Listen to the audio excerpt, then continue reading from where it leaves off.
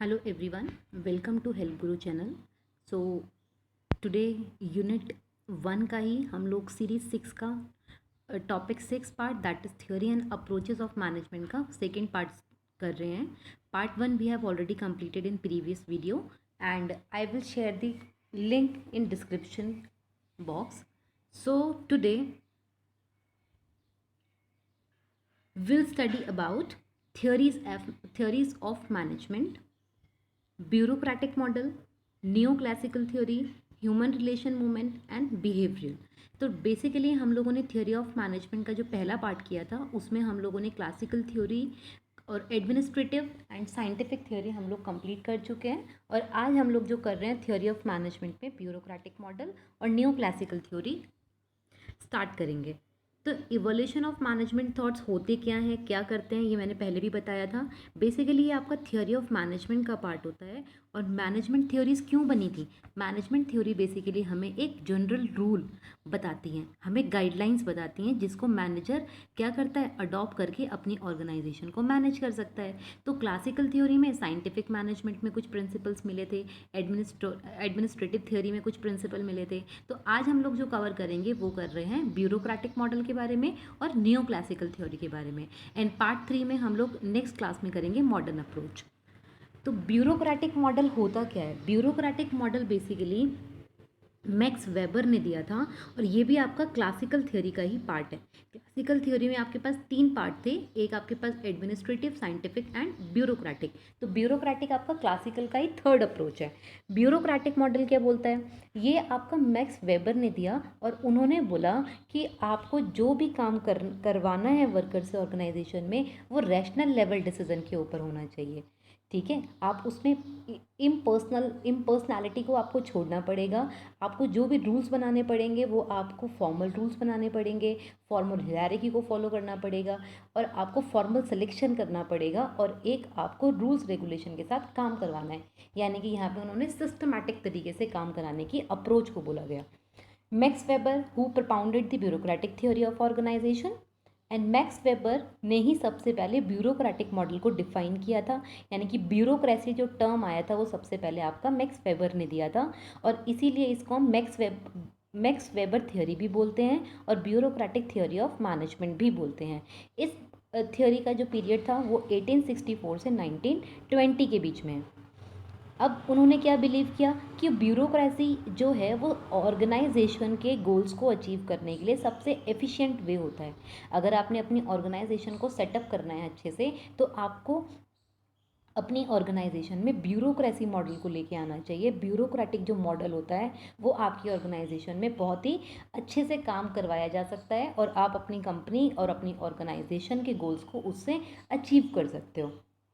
Max weber believe करते थे कि ब्यूरोक्रेसी बेटर होता है rather than the traditional structure. कि जो ट्रेडिशनल स्ट्रक्चर्स की बात आपके क्लासिकल थ्योरी में 2 लोगों ने कहा था, हेनरी फ्योल और FW टेलर ने. तो वो उन सब चीज़ों को अपोज करके बोल रहे थे कि आपको ब्यूरोक्रेसी को अडॉप्ट करना चाहिए क्योंकि ब्यूरोक्रेसी आपका बेटर स्ट्रक्चर होता है. ब्यूरोक्रेटिक ऑर्गेनाइजेशन में क्या होता है, क्या बोला उन्होंने बोला कि ब्यूरोक्रेटिक ऑर्गेनाइजेशन में हर एक को इक्वल ट्रीट करना पड़ेगा, डिवीजन ऑफ लेबर को फॉलो करना पड़ेगा और हर एक एम्प्लॉय को क्लियरली बताना पड़ेगा कि कौन कौन से रूल्स रेगुलेशन है और उनको क्या काम करना है. तो ये आपका ब्यूरोक्रेटिक ऑर्गेनाइजेशन के अंदर आता है. यानी कि एक सिस्टमाइज्ड ऑर्गेनाइजेशन जिस ऑर्गेनाइजेशन में हर एक के लिए ज़रूरी है कि उनको ये पता हो कि उनको किसको रिपोर्ट करना है, उनको रूल्स रेगुलेशंस के बारे में क्लियर पता हो और लाइन ऑफ अथॉरिटी के बारे में क्लियर पता हो. कंट्रीब्यूशन क्या है ब्यूरोक्रेटिक थ्योरी में?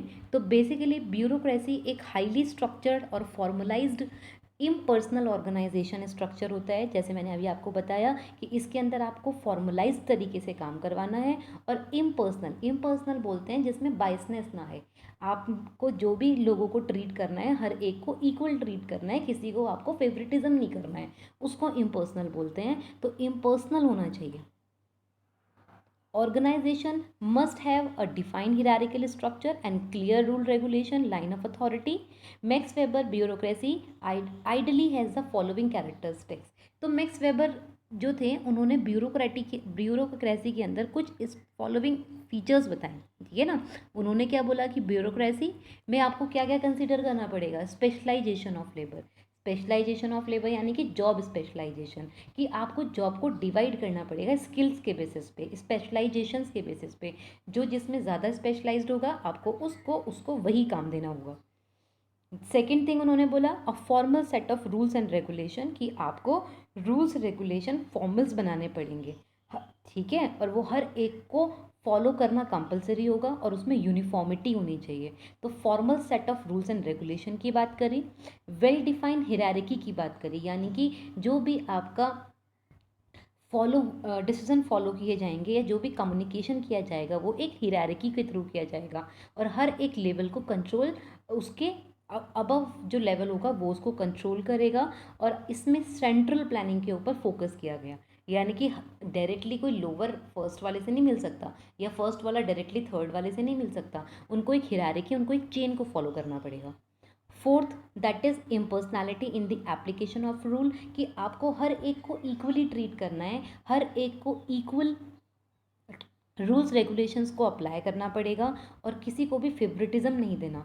तो चार कैरेक्टरिस्टिक्स बताए उन्होंने, कि एक तो डिविजन ऑफ लेबर होना चाहिए यानी कि specialisation of labour, formal rules regulations की बात करी है, और एक फॉर्मल स्ट्रक्चर की बात करी है यानी कि वेल डिफाइंड हिरारिकी की बात करी है, और उसके बाद उन्होंने इम्पर्सनैलिटी को लेके बात करी। अब मैक्स वेबर ने कुछ प्रिंसिपल्स भी दिए हैं। अब उनके वो कौन कौन से प्रिंसिपल हैं, उन्होंने जो बोला वो 6 प्रिंसिपल्स को फोकस किया। पहला बोला अथॉरिटी हिरारिकी। अथॉरिटी हिरारिकी वही सेम चीज़ है, फॉर्मल हिरारिकी स्ट्रक्चर को फॉलो करना है। फॉर्मल हिरारिकी स्ट्रक्चर कैसा होगा कि जिसमें हर एक लेवल को पता होगा कि मुझे क्या और किससे और कब रिपोर्ट करना है। इसमें आपको हर एक जो इन्फॉर्मेशन फ्लो होगी वो अथॉरिटी बेसिस पे होगी। हर एक जो आपके पास डिसीज़न आएंगे वो डिसीज़न जो लिया जाएगा और जो आपको कम्युनिकेशन किया जाएगा, idea of sharing of ideas होंगे, वो सब एक हिरारिकी को फॉलो करेंगे और एक फॉर्मल हिरारिकी होगा। सेकेंड प्रिंसिपल क्या बोला कि फॉर्मल रूल्स एंड रेगुलेशंस बनाने हैं। रूल्स रेगुलेशंस तो बनते हैं पर फॉर्मली उनको आपको अप्लाई भी करवाना है। फॉर्मल रूल्स रेगुलेशन अगर होंगे तो हर एक को फॉलो करना, यूनिफॉर्मिटी के साथ फॉलो करना कंपलसरी होना चाहिए। Third, that is division of labour. Division of labour that means job specialisation. Job का आपको डिवाइड करना है, आपको ये चेक करना है कि किस लेबर में कौन कौन से स्किल्स हैं और उस स्किल्स के बेसिस पे आपको उनको टास्क असाइन करना है, जिससे आपकी ऑर्गेनाइजेशन की प्रोडक्टिविटी में कुछ ना कुछ चेंजेस आए, आपकी प्रोडक्टिविटी बढ़े।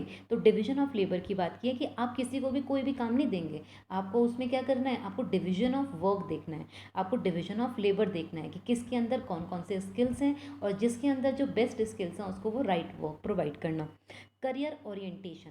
करियर ओरिएंटेशन कौन सा प्रिंसिपल है, इसमें उन्होंने बोला कि जो प्रमोशन होंगे ना वो आप पर्सनल बेसिस पे नहीं करेंगे, आप जो प्रमोशंस होंगे वो कॉम्पिटेंसी के बेसिस पे करेंगे। कॉम्पिटेंसी यानी कि करियर ओरिएंटेड होगा ये, जो ज़्यादा अच्छा काम करेगा उसको आप प्रमोशंस दोगे, जो ज़्यादा अच्छा काम नहीं करेगा उसको आप टर्मिनेशन दोगे। तो क्लियर लाइन ऑफ अथॉरिटी था यहाँ पे कि करियर ओरिएंटेशन होगा, प्रमोशन जो होंगे वो आपके बेस्ड ऑन कॉम्पिटेंसी होंगे। Next, that is impersonality. Impersonality that means treat all the employ equal. आपको हर एक एम्प्लॉय को इक्वली ट्रीट करना है, आपको किसी के साथ अनजस्टिस नहीं करना है, किसी को फेवरेटिज्म नहीं देना है। Next, that is formal selection process. Formal selection process में उन्होंने बोला कि आप यहाँ पे एम्प्लॉयमेंट को जो चूज़ करोगे वो उनकी क्वालिफिकेशन के बेसिस पे करोगे और एक सिस्टमाइज तरीका होना चाहिए कि जिसके बेसिस पे आप सिलेक्शन करेंगे लोगों की, और उस प्रोसेस को हर एक पर्सन को फॉलो करना कंपलसरी होगा। तो फॉर्मल सिलेक्शन यानी कि अगर आपने किसी को चूज़ किया है अपनी ऑर्गेनाइजेशन के लिए, सेलेक्ट किया है, आपने किसी को हायर किया है, तो वह फॉर्मली करेंगे, रेदर देन कि पहले क्या होता था कि लोगों को बेस्ड ऑन फेवरेटिज्म भी प्रमोट कर दिया जाता था, सेलेक्ट कर लिया जाता था रेफरेंसेस के थ्रू। बट उन्होंने बोला कि आपको क्या करना है, आपको एम्प्लॉयमेंट देना है बेस्ड ऑन क्वालिफिकेशन। अब अगर हम क्रिटिसिज्म की बात करते हैं कि ब्यूरोक्रेटिक थ्योरी के क्या क्या क्रिटिसिज्म निकले, तो पहला क्रिटिसिज्म क्या था, too much emphasises on rules and regulation. Obviously bureaucratic का नाम ही यही है, इसके अंदर आपको रूल्स रेगुलेशन बनाने हैं, डिफाइन करना है स्ट्रक्चर। तो यहाँ पे सबसे ज़्यादा जो फोकस था, बहुत ही ज़्यादा कॉन्सेंट्रेट किया गया रूल्स रेगुलेशन के ऊपर, involve lots of paper work. अब अगर आपको कोई भी बात किसी को भी बोलनी है, फॉर्मल हायरार्की की बात कर रही है, तो वहाँ पे पेपर वर्क बहुत कंपलसरी था कि जो भी चीज़ें होंगी वो आपके रिटर्न में होंगी, जो भी डिसीजन लिए जाएंगे वो रिटर्न में लिए जाएंगे, जो आप किसी को कम्युनिकेट करोगे वो सब चीज़ें आपकी रिटर्न में होंगी। तो यहाँ पे पेपर वर्क बहुत ज़्यादा था, यानी कि यहाँ पे फॉर्मेलिटीज़ बहुत ज़्यादा हैं। थर्ड क्रिटिसिज्म क्या था? Unnecessary delay in decision making due to rules and regulation. अब किसी को अगर किसी चीज़ को कुछ कम्युनिकेट करना है तो वहाँ पे डिले हो जाता था। अब अगर मुझे अनाउंस करना है कि मेरी ऑर्गेनाइजेशन में कल हॉलीडे है, तो अगर हम प्रॉपर हायरार्की की बात करें तो मुझे, अगर बड़ी ऑर्गेनाइजेशन है तो मुझे अबव टॉप लेवल से मिडिल पे जाना पड़ेगा, मिडिल से लोअर पे जाना पड़ेगा, और अगर लंबी ऑर्गेनाइजेशन है तो हर एक को अगर इन्फॉर्मेशन तो टाइम लग जाएगा पहुंचने में। तो यहाँ पे डिसीजन मेकिंग और कम्युनिकेशन का प्रॉब्लम था due to rules and regulations. Focus on only technical skills and avoid employ commitment and dedication. Employees की कमिटमेंट और डेडिकेशन को फोकस नहीं किया, इन्होंने फोकस किया है केवल टेक्निकल स्किल्स को। और यहाँ पर इनफॉर्मल ग्रुप्स को बिल्कुल अवॉइड किया गया, केवल फॉर्मेलिटीज़ की बात की थी तो फॉर्मल ग्रुप्स को ही फोकस किया था। तो ये इनके कुछ क्रिटिसिज्म थे। अब सेकंड पार्ट जो था, ये आपका क्लासिकल का पार्ट अब खत्म हुआ। अब सेकंड पार्ट जो है वो आपका है neo classical theory. Neo classical theory क्या बोलती है? नियो क्लासिकल थ्योरी बेसिकली आपकी क्लासिकल थ्योरी का ही एक एक्सटेंडेड वर्जन है, यानी कि एक क्लासिकल ने जो जो बोला उसी को एक्सटेंड कर दिया नियो क्लासिकल थ्योरी में। तो neoclassical theory is the extended version of classical theory where the behavioral science gets included into the management। यहाँ पे behavior science की बात की गई, ठीक है ना। इन्होंने बोला कि एम्प्लॉयज़ के बिहेवियर को भी कंसिडर करना चाहिए रेदर देन आप उनके प्रोडक्टिविटी की, आप केवल यही बात कर रहे हो कि उनकी प्रोडक्टिविटी कैसे इन्हांस हो जाए, ऑर्गेनाइजेशन की इफेक्टिवनेस कैसे बढ़े, बट आपको एम्प्लॉयज़ के बिहेवियर को भी कंसिडर करना चाहिए। According to this theory organisation एक सोशल सिस्टम है और परफॉर्मेंस जो होती है वो does get affected by human action.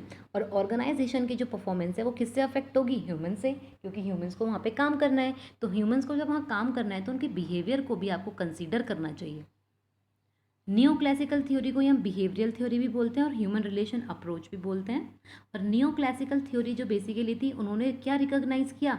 Psychological and social aspects को, कि वर्कर की जो साइकोलॉजिकल फैक्टर है, सोशल फैक्टर है, उनको उन्होंने फोकस्ड किया। और इंडिविजुअल और उनके रिलेशंस क्या हैं और ग्रुप्स के साथ उनके क्या रिलेशनशिप है, ऑर्गेनाइजेशन के साथ वो कैसे बिहेव करते हैं, उन सब चीज़ों के ऊपर यहाँ पर फोकस किया गया। तो neo classical theory basically humans के बिहेवियर, ह्यूमन के रिलेशन को एम्फेसाइज करती है।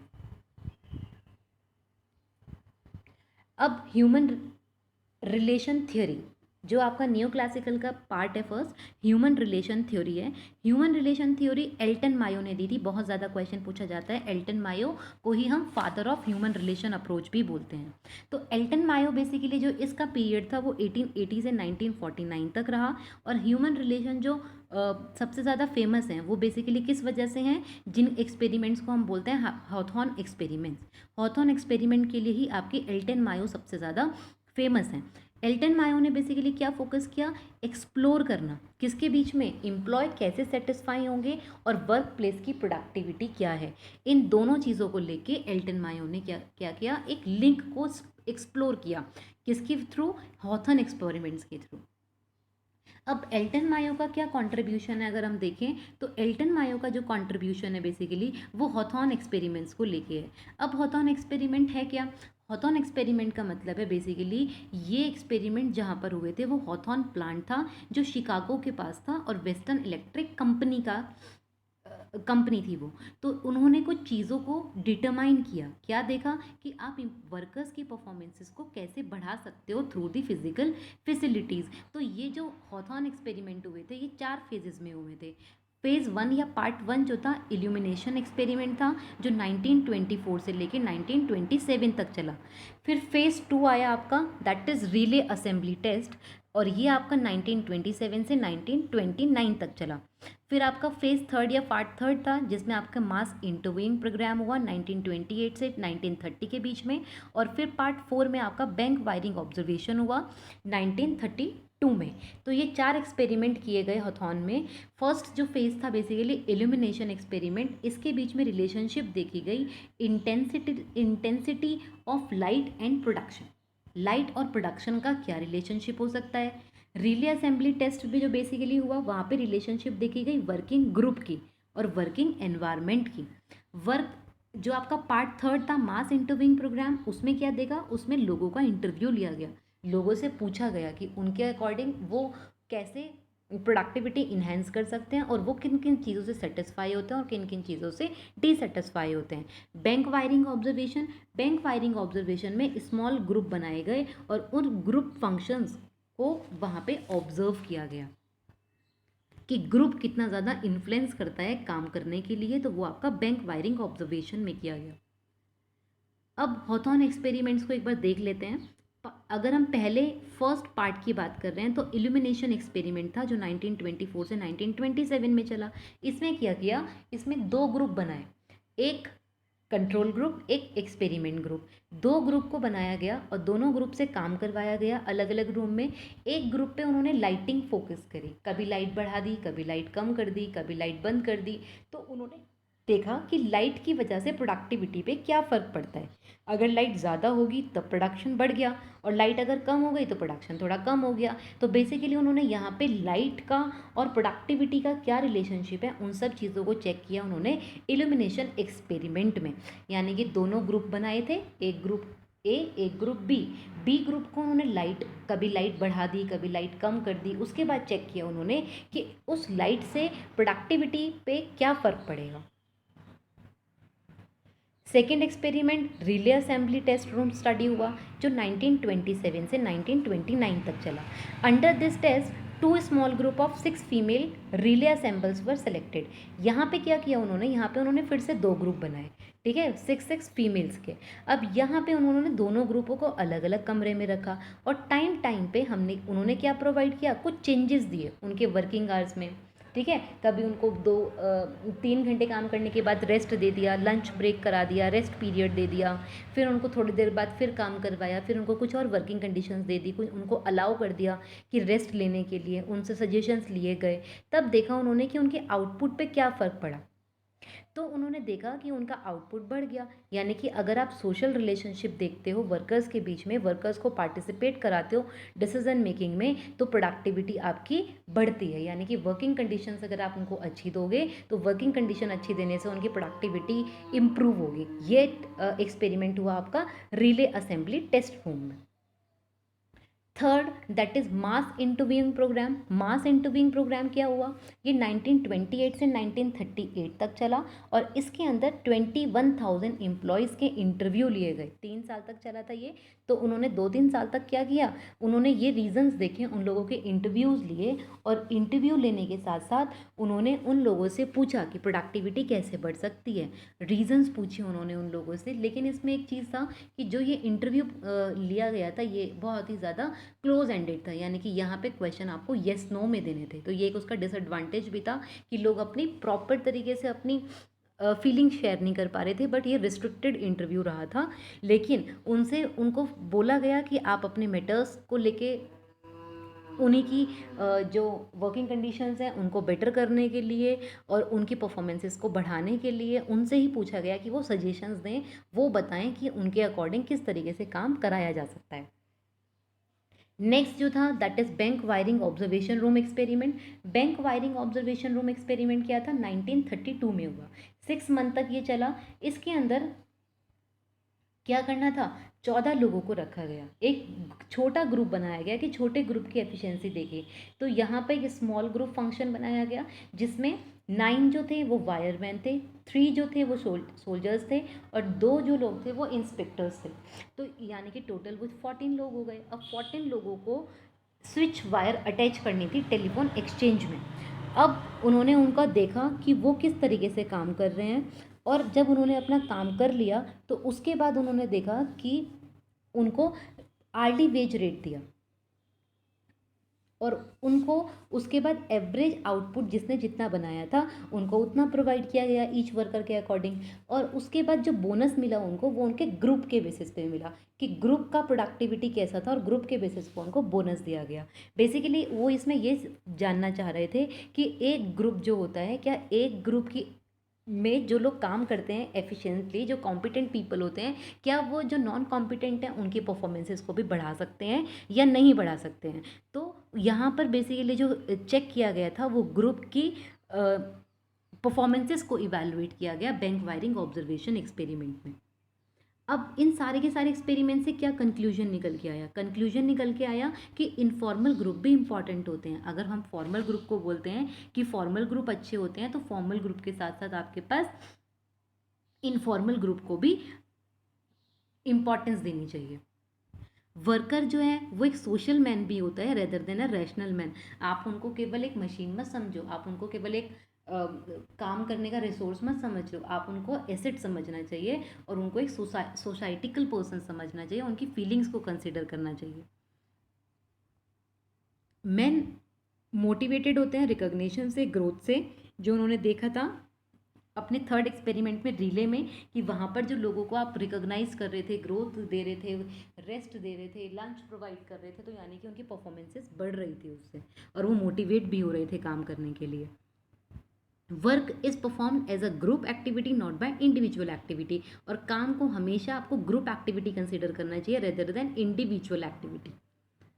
Social and psychological factor influenced by employ behaviour, यहाँ पे जो सोशल और साइकोलॉजिकल फैक्टर होता है उसकी वजह से आपका क्या होता है, उसकी वजह से आप इन्फ्लुएंस कर सकते हो एम्प्लॉय के बिहेवियर को। ये आपका फर्स्ट पार्ट खत्म हुआ, दैट इज़ ह्यूमन रिलेशन का। अब नेक्स्ट जो आपका नियो क्लासिकल का सेकंड पार्ट है, दैट इज़ बिहेवियरल थ्योरी। क्या होता है बिहेवियरल थ्योरी? बेसिकली फोकस करता है वर्कर के बिहेवियर को और मोटिवेशन को, कि कैसे आप वर्कर्स के बिहेवियर को मॉडिफाई कर सकते हो, उनको मोटिवेट करा के उनसे काम करवा सकते हो।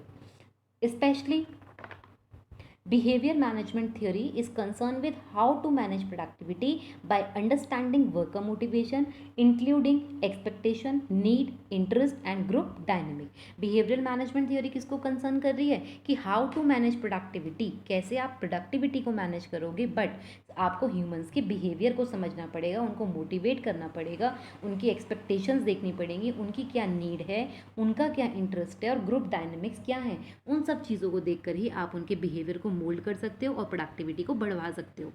बिहेवियरल मैनेजमेंट थ्योरी बेसिकली इसको हम ह्यूमन रिलेशन मूवमेंट भी बोलते हैं, और इसमें बेसिकली जैसे आपका ह्यूमन रिलेशन में फोकस किया था, यहाँ पर ह्यूमन डायमेंशंस के बिहेवियर को ही फोकस किया गया।